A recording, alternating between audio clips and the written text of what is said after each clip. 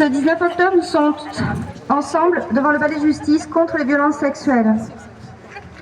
Procès des violeurs de Mazan, révélation sur l'abbé Pierre, viol suivi du meurtre de Philippine.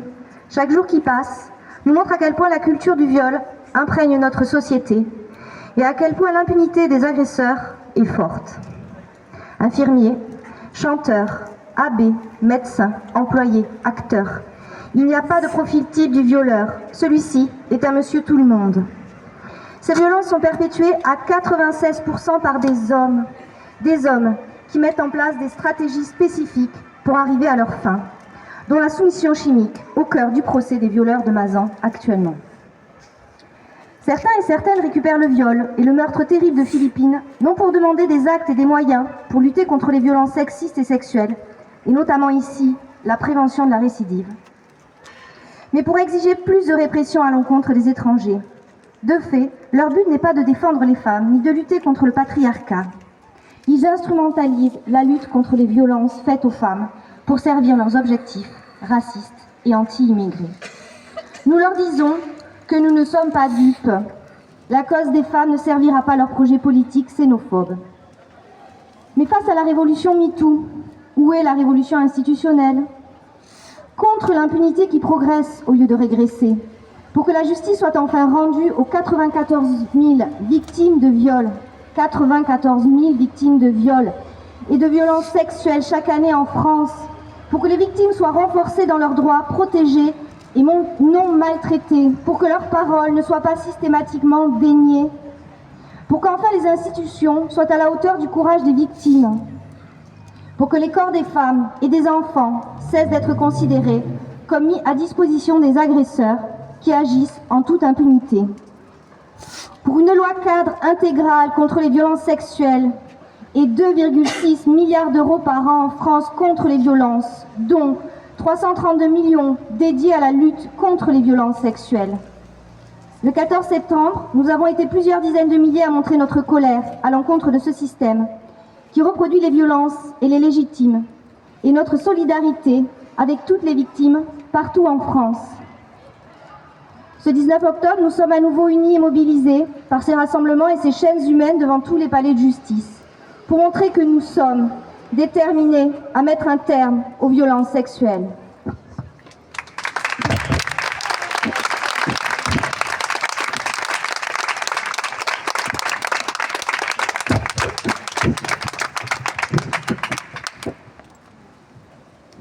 Agression sexuelle. À 7 ans, un pote de mon père a mis sa main dans ma culotte le soir de Noël en me demandant si j'aimais ça. Ce soir-là, j'ai enfermé ma petite sœur à clé dans le placard pour qu'il ne la touche pas. Quand je déposerai plainte, à 14 ans, elle fut classée.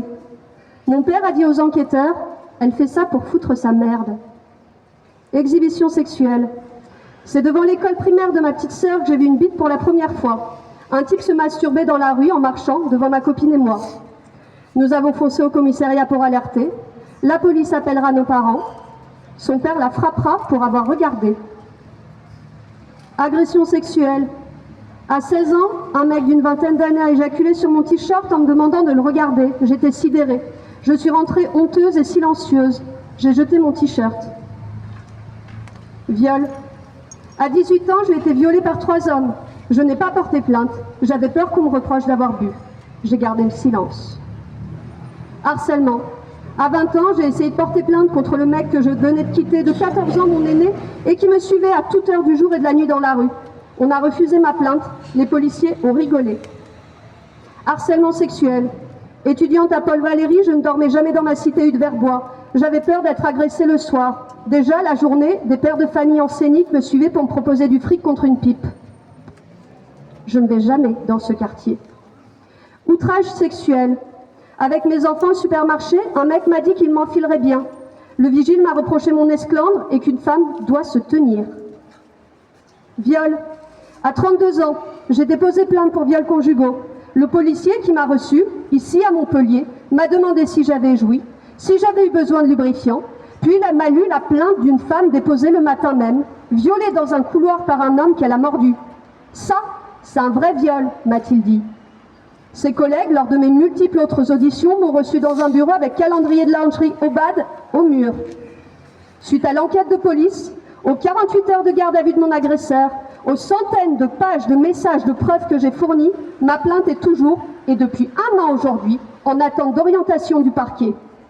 Mais je ne suis pas la seule. Viol.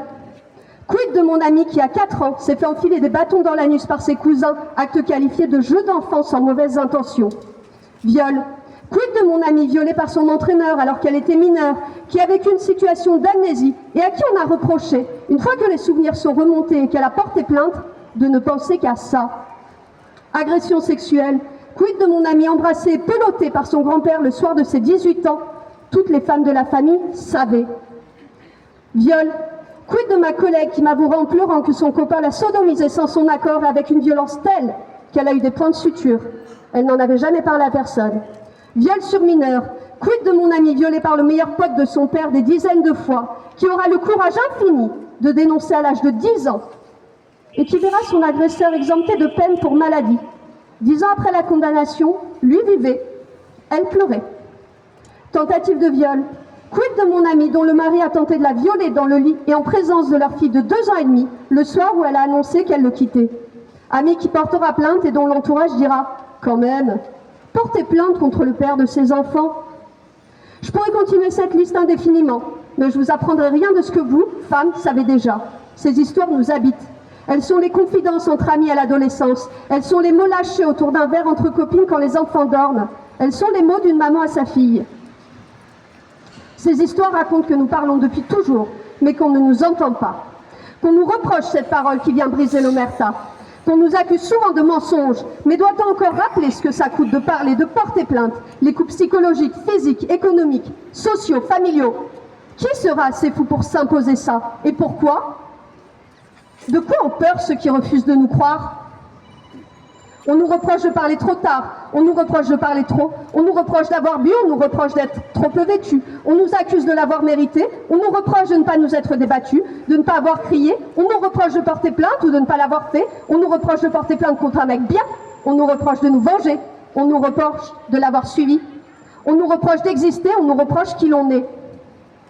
Ce discours-là, il ne vient pas que de la police et pas que de la justice, il vient de ceux à qui l'on a osé se confier et en qui on a confiance. La famille, les amis, ces mots brisent. Nous portons tous collectivement la responsabilité de les briser, de n'avoir pas été entendus. Pourtant, parler est l'acte le plus puissant que nous pouvons faire, car parler permet à d'autres de mettre les mots, de réaliser et de se sentir comprises. Parler, c'est dire aux autres qu'on les croit. Parler, c'est mettre hors d'état de nuire, c'est protéger les suivantes. Parler, c'est n'être plus jamais seul. Mais encore faut-il parler aux bonnes personnes. Nous avons tous collectivement le devoir d'être de ceux qui écoutent, qui croient, qui tendent la main et se battent. Et cela inconditionnellement, même quand l'accusé est un frère, un cousin, un ami, un acteur qu'on aime bien, un homme qu'on trouve sympa, un père ou un mari.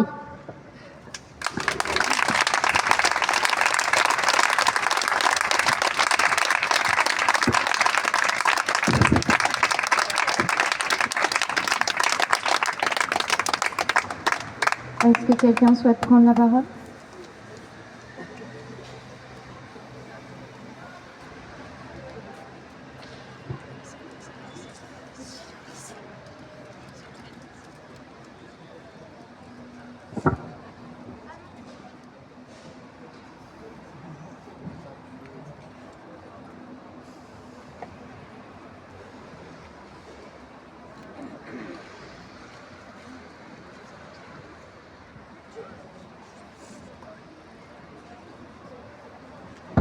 Est-ce que vous voulez clôturer avec un chant?